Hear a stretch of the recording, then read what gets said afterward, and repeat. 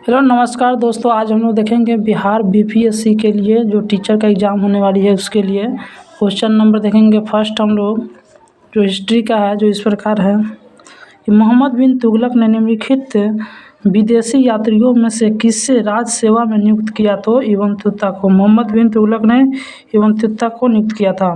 रेणुका आर्द्रभूमि नामक रामसर आर्द्रभूमि स्थान निम्नलिखित में से किस राज्य में है? तो हिमाचल प्रदेश में है। ऑप्शन सी हो जाएगा।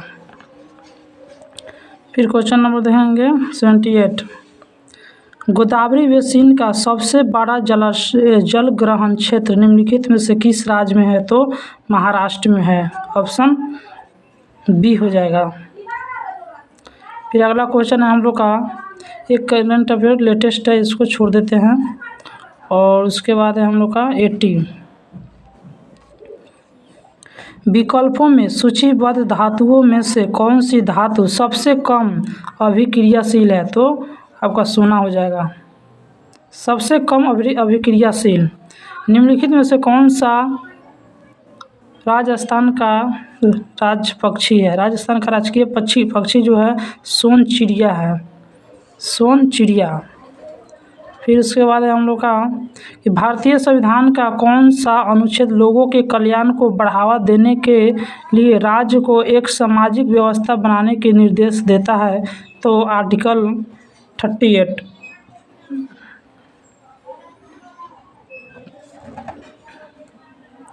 उसके बाद है पृथ्वी की ठोस प्रपट्टी में पाई जाने वाली धातुओं की प्रचुरता के संदर्भ में लौह धातु का कौन सा स्थान है? तो दूसरा स्थान है। लौह धातु का दूसरा स्थान है। फिर है बलबन ने दिल्ली के निम्नलिखित सुल्तानों में से किसके शासनकाल के दौरान वास्तविक शक्तियाँ प्राप्त की? बलबन ने वास्तविक जो शक्ति प्राप्त की थी वह नसरुद्दीन मोहम्मद शाह के समय किया था इन्होंने बल। यांडाबू की संधि जो 1826 में हुई थी के माध्यम से ब्रिटिश ईस्ट इंडिया कंपनी द्वारा निम्नलिखित में से कौन सा क्षेत्र हड़प लिया गया था? कौन सा क्षेत्र है जो हड़प लिया गया था? तो असम का क्षेत्र को यह हड़प लिया गया था सिंध के माध्यम से। फिर हम लोग अगला क्वेश्चन देखते हैं जो इस प्रकार है।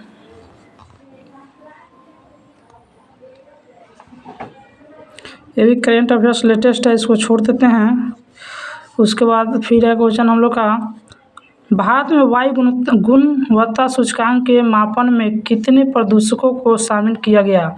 तो इसमें 8 प्रदूषकों को शामिल किया गया था। 87 का 8 हो जाएगा। भारत में वायु गुणवत्ता सूचकांक में पुष्टि मार्ग नामक भक्ति संप्रदाय के संस्थापक निम्नलिखित में से कौन थे? तो वल्लभाचार्य थे। फिर है क्वेश्चन, अगला क्वेश्चन है हम लोग का निम्नलिखित नेताओं में से कौन काकोरी कांड डकैती मामले अभियुक्त नहीं था? काकोरी कांड में जो है अभियुक्त नहीं था। तो ऑप्शन नंबर हो जाएगा 89 का बी, भगत सिंह।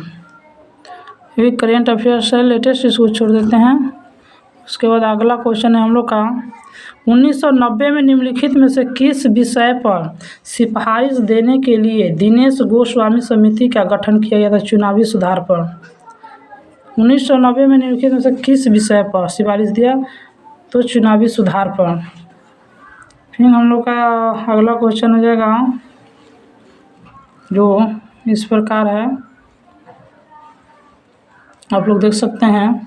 चैनल को लाइक और सब्सक्राइब कर देंगे ताकि अगला वीडियो आसानी से आप लोगों के पास पहुंच सके। तो निम्नलिखित में से कौन सा महाराष्ट्र का राज्य वृक्ष है? महाराष्ट्र का इसमें से कौन सा जो है वह राज्य वृक्ष है? तो इसका हो जाएगा 93 का हो जाएगा आपका सही आंसर आम हो जाएगा। जो महाराष्ट्र का राज्य वृक्ष जो है वह आम है, आम का पौधा है। उसके बाद भारतीय संविधान के किस अनुच्छेद में यह कहा गया है कि भारत का एक राष्ट्रपति होगा? तो इसमें हो जाएगा डी ऑप्शन। 52 में कहा गया है भारत का एक राष्ट्रपति होगा, 52 में कहा गया, आर्टिकल 52 में। और आर्थिक सर्वेक्षण 2019 और 20 के अनुसार दिल्ली में संपत्ति का पंजीकरण कराने में दिन लगते हैं। तो इसमें कितना दिन लगते हैं?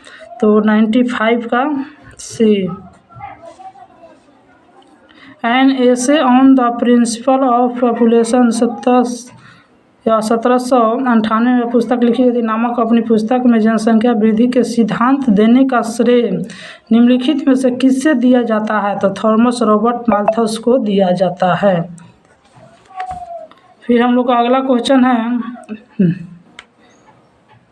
ये भी करेंट अफेयर से लेटेस्ट है, इसको भी छोड़ देते हैं। उसके बाद फिर से एक क्वेश्चन इसमें है आपका कि निम्नलिखित